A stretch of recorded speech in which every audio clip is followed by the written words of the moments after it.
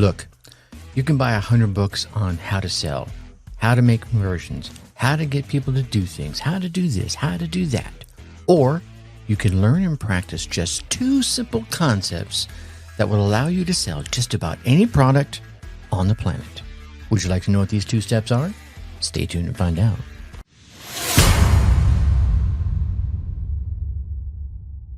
What is up? What is up? What the hell is up, my dark horse friends and family? Welcome back to another dose of 2-step selling learning.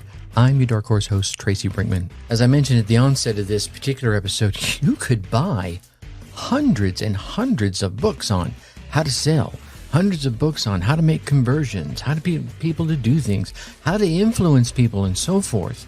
Or you could just learn and practice 2 very simple concepts that will allow you to sell just about anything on the planet.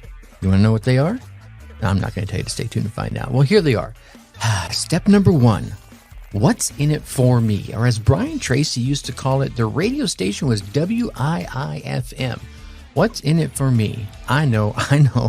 That's not revolutionary, is it? You've heard this one probably time and time again because A, it works, and B, it works really well, and finally C, it freaking works.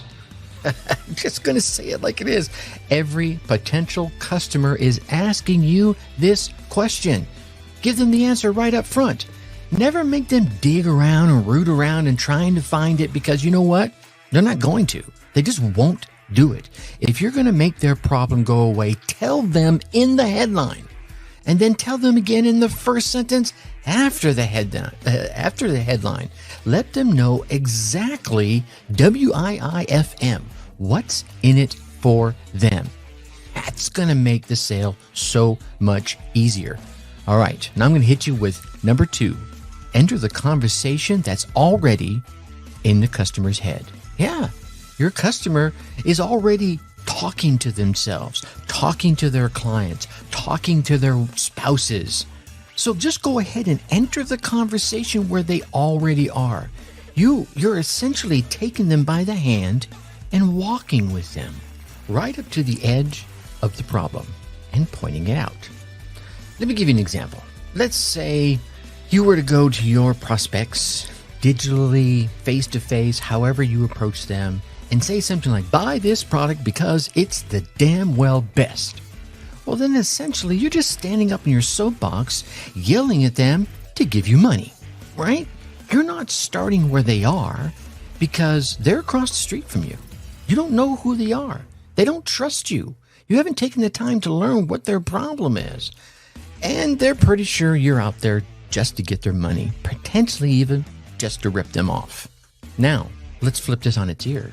Let's say instead you begin a dialogue by letting them know that you understand how much it stinks to have that problem, whatever it is, because you have or have had that very same problem. You could share your pain of their problem. You could talk about how you searched for a solution. You tried this and you tried that, and that didn't work and this didn't work. But you're relieved that you finally found the answer. Whether you created the answer yourself or you found it via someone's product. See, this doesn't need to be a long-winded, lengthy dissertation, right? You could step down off that soapbox. You're not giving them this soap opera dialogue. You're simply stating where they are. I've had this problem and I wanted that solution, right? And then you're taking them from the starting point through the process of realizing that your solution might be the one solution that really makes sense. And here's the thing. It's your solution. Huh? Maybe it's not yours. Maybe it's someone else's and you're just sharing it with them. But what you're doing is you're taking them through the process of realizing there's probably one optimal solution. It may not be the only solution out there, but it's the one that fits their problem and it makes sense. And it's yours, or it's you sharing it with them. Does it sound easy? Does it sound too easy? Does it maybe sound too simple? Does it sound too outdated? If so, I might suggest that you simply give it a try. Give it a go. See what happens. Next time you hear someone complaining about a problem that you have a solution for, let them know radio station WII-FM. Tune that radio station in the back of your head. Let them know what's in it for them. And then start talking to them from where they are. Don't step up on your soapbox across the street and yell at them to come over to you. You go to them. Because here's the thing, my friend. Quite often, almost every single damn time, the simplest solutions are the ones that work the best. I got 2 words for you. Occam's razor. And if I try to explain Occam's razor in its simplest form, it's the idea that in trying to understand something, getting all the unnecessary information out of the way is the fastest way to the truth. It's the best way to the facts. It's the easiest explanation. How's that apply here? Well, quite simply, I see so many entrepreneurs spending so much time explaining to potential prospects their problem. Look, here's the deal. If the person doesn't even realize they have a problem, you're probably focused on the wrong prospects. Because if you tell someone, I have a solution to your problem, and they're like, what problem? Move on. Occam's razor hasn't come there yet. They don't even realize they have a problem. And you could spend an inordinate amount of resources, and that comes in all kinds of manner, paid advertising, salespeople returning phone calls to the wrong prospects.